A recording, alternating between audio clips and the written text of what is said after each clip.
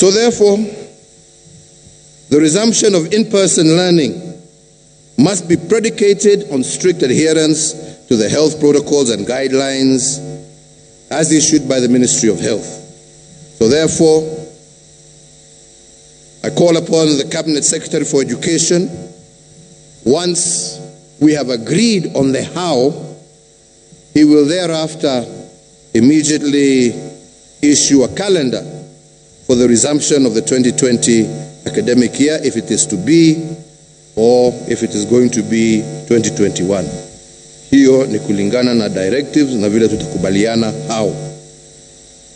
As I give these directives, I underscore the need to continue adhering to the health guidelines and protocols to avoid losing the gains we have made thus far. And to also say again that I will not hesitate to escalate containment measures in the event that any of these indicators that we know start to rise again. So fellow Kenyans and conference participants, the containment measures put in place in March of 2020 to stem the spread of COVID-19 have had positive returns in terms of our safety and national security. This is something most people have not actually noted. In the 6 months since we started the containment measures, crime has exhibited a 21% average decline, and traffic accidents have reduced by an average of 10%.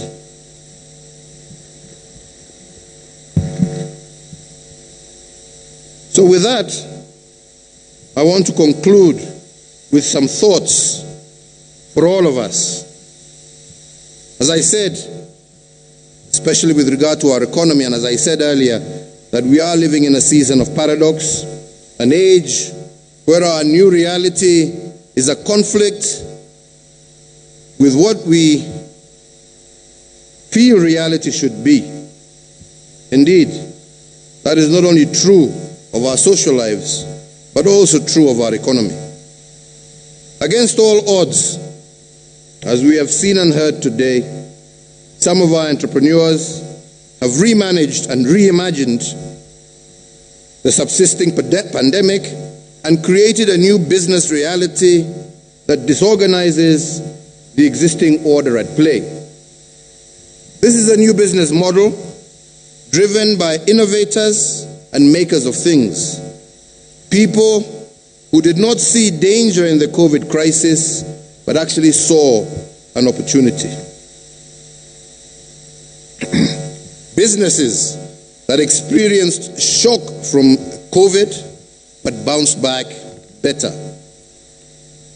But the question that this development begs is the following. If positive disruptions and innovations have mushroomed during COVID-19, how do we together support them as part of our resilience building strategy? How do we boost a small samosa delivery company known as Wow Eats, whose recipe is hundreds of years old, for instance? How do we encourage the Association of Women in Agriculture with their innovative work, especially amongst vulnerable, informal settlement women across the country? How do we assist this kind of people?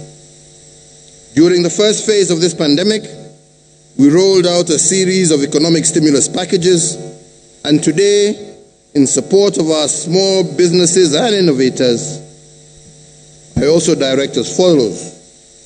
One, that the National Treasury considers retaining the VAT at 14% until the 1st of July 2021.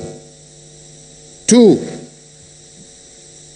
that the National Treasury considers retaining the income tax rates, pay as you earn, at 25% until the 1st of January 2021. Three, that the National Treasury considers retaining the resident income tax, which is corporate tax, at 25% until the 1st of January 2021. And four, that to continue cushioning low-income earners, the National Treasury maintains the 100% tax relief for persons earning a gross monthly income of up to Kenya shillings 24,000 beyond the sunset date of 31st December 2020. 5, that to continue cushioning our micro, small, and medium-sized enterprises, the National Treasury considers maintaining the reduction of the current turnover tax from 3% to 1% for all micro, small, and medium-sized enterprises. And 6, to enhance access to credit for our micro, small, and medium enterprises, the National Treasury is directed to expedite the ongoing rollout of the Credit Guarantee Scheme in partnership with participating banks as well as our development partners. The Credit Guarantee Scheme, as approved by Cabinet, is a risk-sharing partnership between the government and the banks, which will afford our enterprises across the country to access credit and would increase the amounts that we can lend to this sector by an additional 100 billion shillings. So, fellow Kenyans, when COVID pandemic hit us in March this year, we did not know the extent of the crisis. In between the crisis, I told you that we were in what I was calling the fog of war. The theaters of war were invisible and indeed foggy. However, today, I am comforted by the fact that we are not running in the dark. We might not know everything about the pandemic, but we do know a lot more than we did in March. And although we only know in part, we are better prepared today than we were in March this year. Our level of civic consciousness and responsibility is much higher. However, to build the resilience that allows us to participate or to anticipate the second wave and respond to it, we must do even better. That is why I must emphasize by repeating what St. Francis of Assisi taught us. If we all do the necessary, it will lead to the possible, and indeed at this point, the possible will happen without even us realizing it. Starting the next phase of this pandemic by doing the necessary and working together in unity as we have done, this is how to defeat this COVID menace, and I do believe that through that unity of purpose, we can indeed succeed. I want to once again thank Kenyans across the country. I want to thank all leaders across the country for the manner in which we have been able to work very closely together despite the fact that we have been apart. If it was not for that working together, we would not be where we are. We would not have achieved what we have achieved.